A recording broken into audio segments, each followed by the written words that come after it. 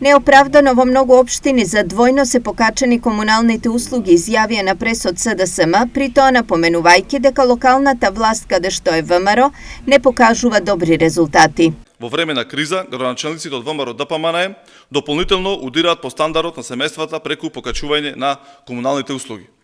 Општина Штип двојно, односно за 100% ја зголеми цената на џубретарината.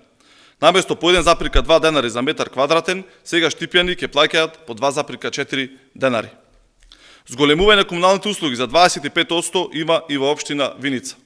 Додека во општина Радовиш исто така се зголемени давачките за комунални услуги. Во општина Прилеп пак поскапе јавниот такси превоз.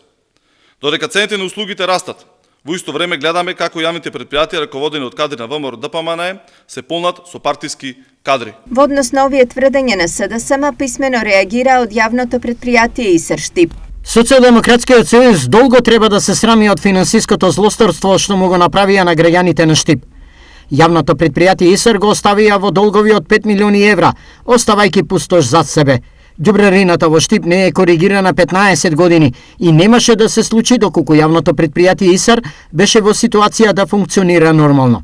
Сега граѓаните ќе плаќаат само 80 до 90 денари, повеќе што е символично во однос на состојбата. Вратија од Исар.